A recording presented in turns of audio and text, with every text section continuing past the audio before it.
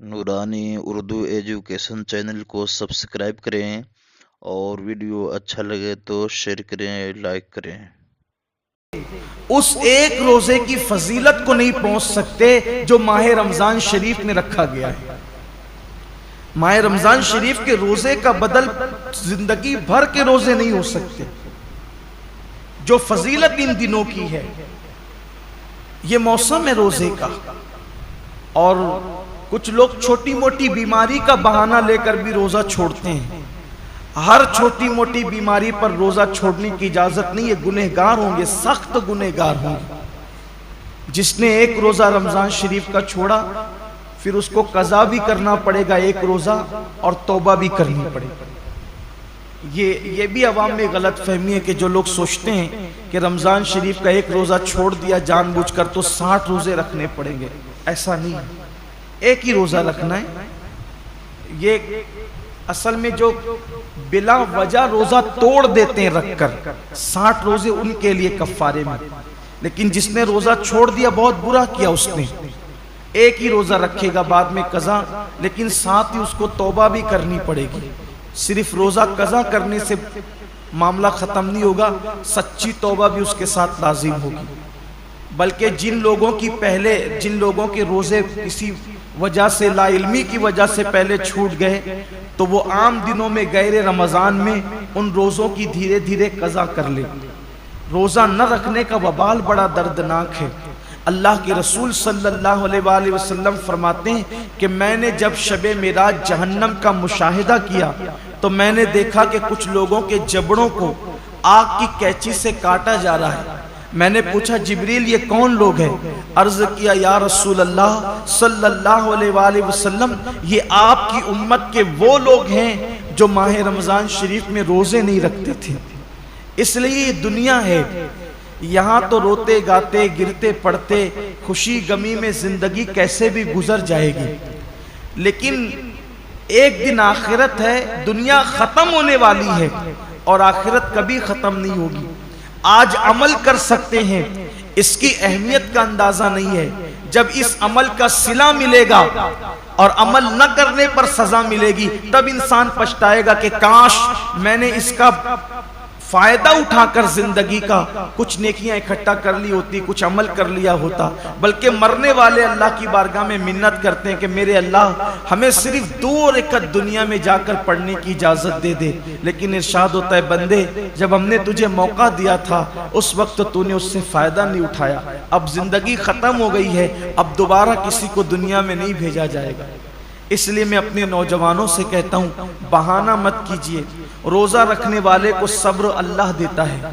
और एक बात आज आपसे कहना चाहता हूं, अगर किसी गुर्बत की, तंगदस्ती की या मेहनत मजदूरी की वजह से आपका रोजा पुरमुशक्कत है, आपके रोजे में मुशक्कत है, तकलीफ है, तो ये बात हमेशा याद रखिएगा कि जिस नेकी में जितनी तकलीफ होगी, जिस नेकी में जितनी तकलीफ होगी उसका सिला उतना बढ़ा दिया जाएगा।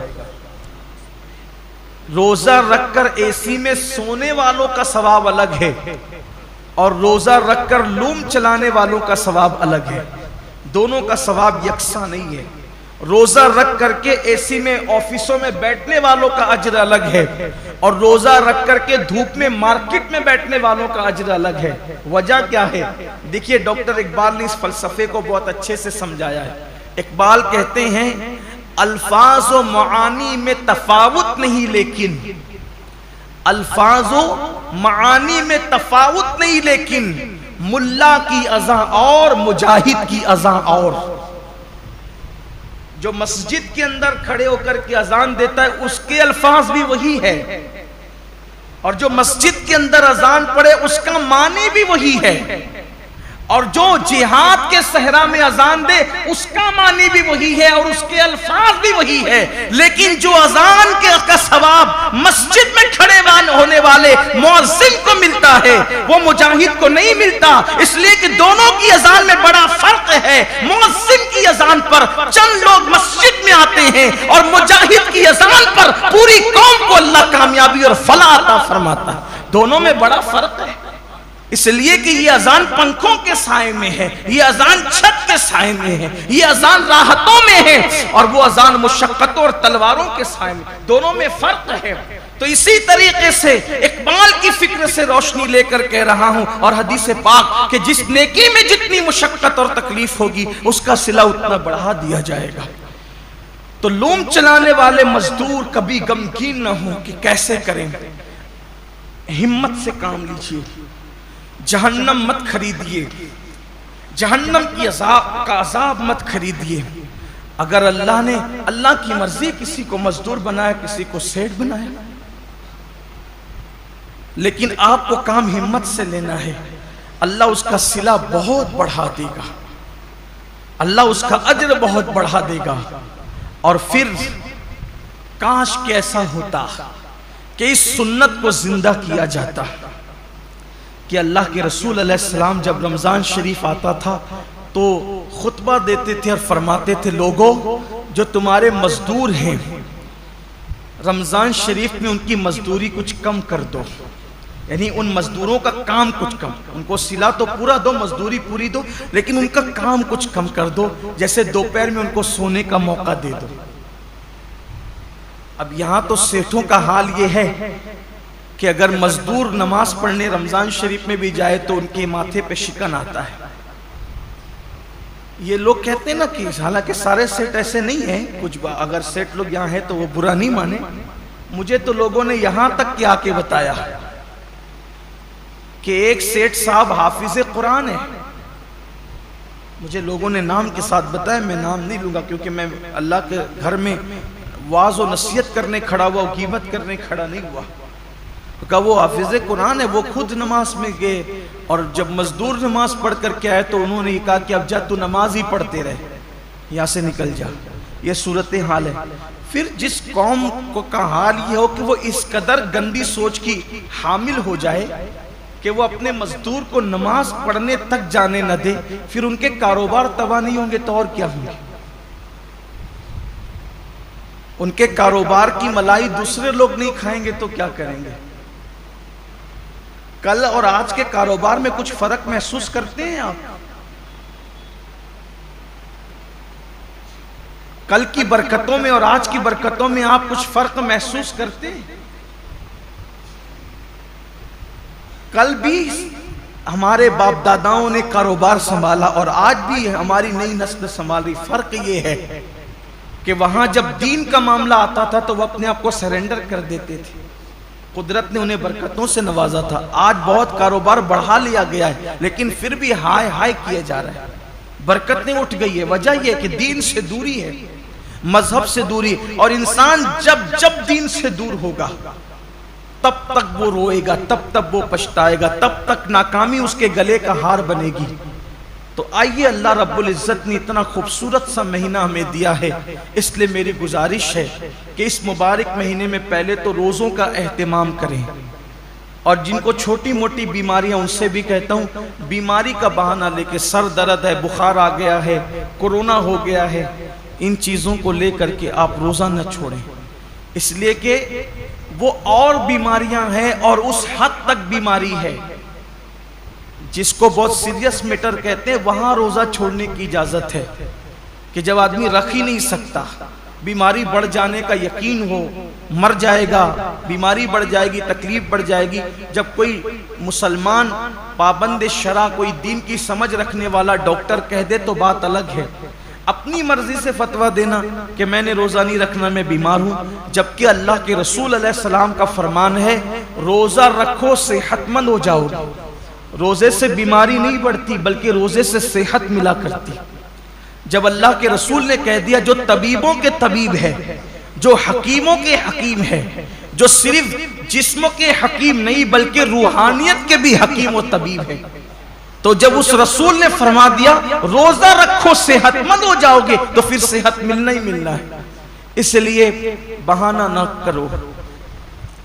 एक हदीस पाक और याद आती है, फरमाया गया हर किस्म हर चीज की ज़कात है, हर चीज की, जैसे माल की ज़कात, जिसने माल की ज़कात दे दी उसका माल अल्लाह के किले में महफूज हो गया, अब उसके माल को कोई नुकसान नहीं हो सकता।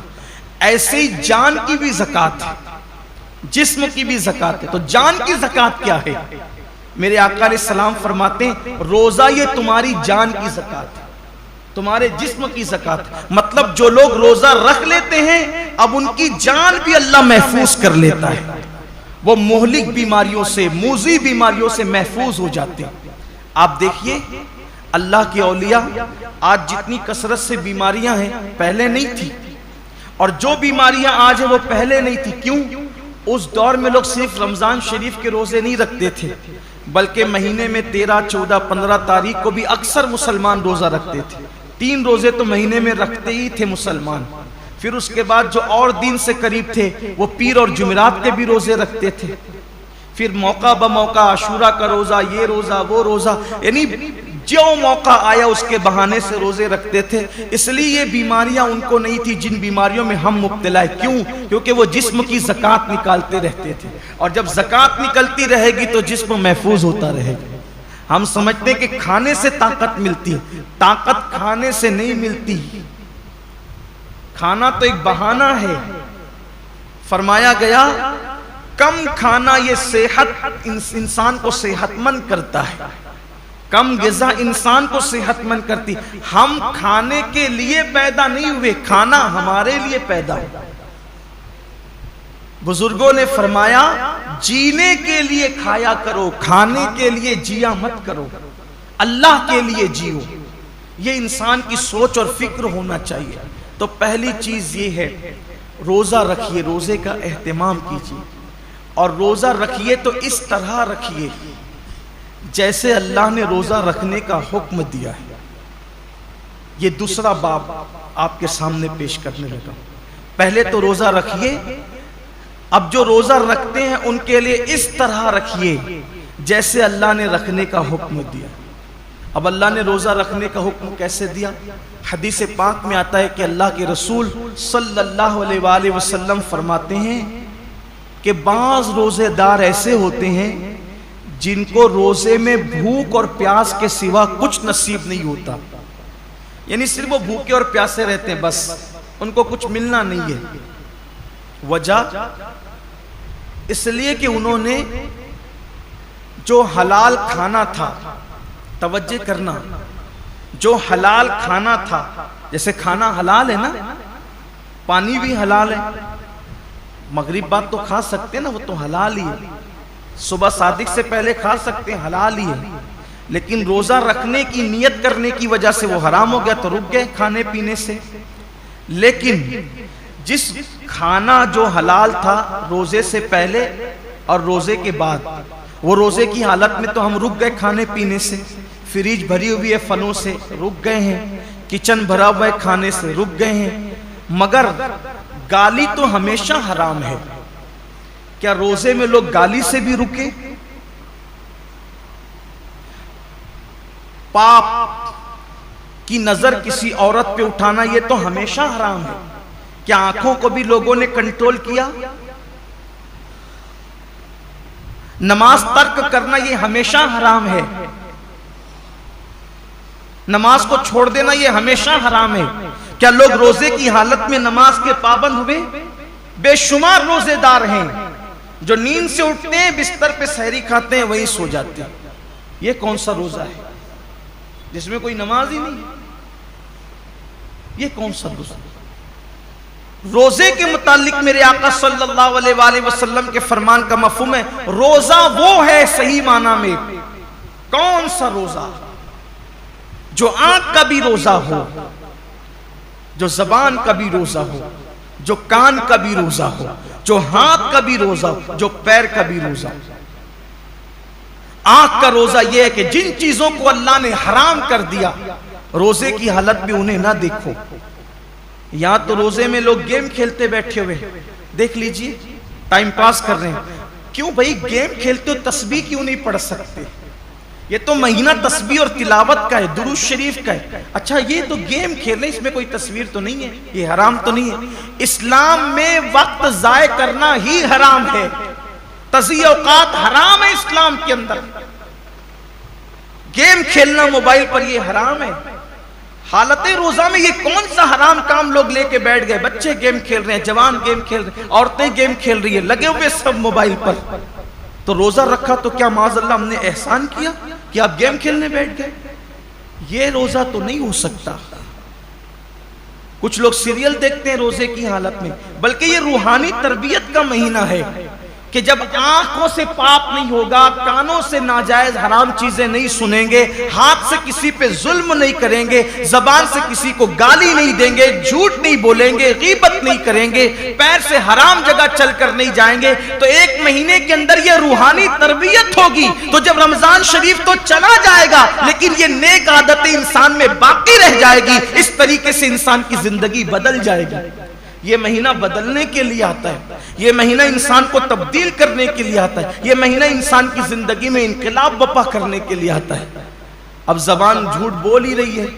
कुछ लोगों का तो रोजा उस वक्त तक मुकम्मल ही नहीं होता जब तक वो 2-4 लोगों से झगड़ा ना करें। बड़ा नाजुक होता है कुछ लोगों का रोजा, यानी उनका दिमाग चिड़चिड़ा हो जाता है रोजे के अंदर। इससे लड़, उससे झगड़, उसको गाली दे, उससे ये हालत होती है। रोजा ये नहीं। अल्लाह के रसूल अलैहिस्सलाम फरमाते हैं, अगर कोई रोजे की हालत में तुमसे झगड़ा करे तो उसको कह दो कि भाई मैं रोजे से, मैं अपना रोजा खराब नहीं करना चाहता। रोजे में झगड़ा नहीं होना चाहिए, रोजा नहीं है।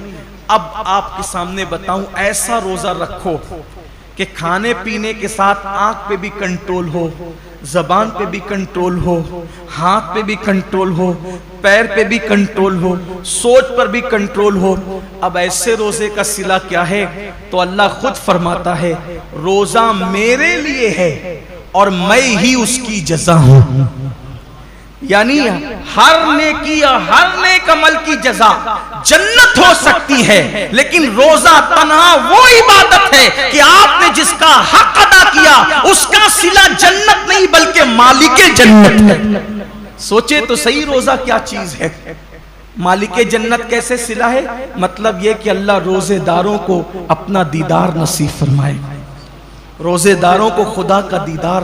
साहबा ने पूछा, या रसूलल्लाह, हम अल्लाह का दीदार कैसे करेंगे? तो आका फरमाते हैं, जैसे तुम आसमान पर चांद देखते हो बिला तकल्लुफ, बिला तमसील, तुम अल्लाह का यूं दीदार करो। सोचिए, हुजूर इतने खूबसूरत हैं तो हुजूर को बनाने वाले रब के हुस्न का आलम क्या होगा। कायनात इतनी खूबसूरत है तो कायनात को बनाने वाले रब के हुस्न और उसके जमाल का आलम क्या होगा। तो अल्लाह के लिए ऐसा रोजा रखो। और फिर जाते जाते ये महीना मवासात का महीना, गमगुसारी का महीना है, गमखारी का महीना है। मवासात का मतलब, गमगुसारी का मतलब, गमखारी का मतलब एक दूसरे का ख्याल रखो, एक दूसरे का ख्याल रखो, नुमाइशी तौर पर नहीं, हकीकी तौर पर। एक दूसरे का ख्याल रखने का मतलब, अगर कोई हाजतमंद नजर आए उसकी हाजत को पूरा करो, कोई तकलीफ में नजर आए उसकी तकलीफ को पूरा करो। बल्कि आप मुझे ये बताएं कि आखिर अल्लाह रब्बुल इज्जत तो बेनियाज है, जिनके घर की फ्रीजें भरी है, किचन भरे, उनको भूखा रहने का हुक्म क्यों दिया? कभी सोचा रोजे का फलसफा क्या है? कि दिन भर तुम्हें भूखा प्यासा रहना है, सब कुछ है फिर भी भूखा प्यासा रहना। जैसे कुछ नेकियां, कुछ इबादतें खास मालदारों के लिए रखी है, वैसे कुछ इबादतें अल्लाह गरीबों के लिए रख देता है। जैसे कुर्बानी मालदारों के लिए है, ज़कात मालदारों के लिए है, हज मालदारों के लिए, ये इबादतें तो मालदारों के लिए मखसूस कर दी। तो रोजे जैसी भूखे प्यासे रहने की इबादत भी गरीबों के लिए मखसूस कर देता। ऐसा क्यों हुआ? सब रोजा रखो, सबको भूखा प्यासा क्यों रखवा रहा है? और वजह यह है कि मालदार लोग 11 महीने पेट भर के हलक तक खाते हैं, तो उनको पता नहीं होता है कि भूखों की भूख क्या होती है। जो बंदा जिस तकलीफ से गुजरेगा नहीं, उसको उस तकलीफ का एहसास कभी नहीं होगा। जो यतीम नहीं था, उसको यतीमों का दर्द कभी पता नहीं चल सकता। जो गरीब नहीं हो, उसको गरीबों का दर्द कभी पता नहीं चल सकता। जो पैदाइशी मालदार हो, उनकी फिक्र में और जो गरीबी से मालदार की तरफ आए हैं उनकी फिक्र में जमीन आसमान का फर्क है।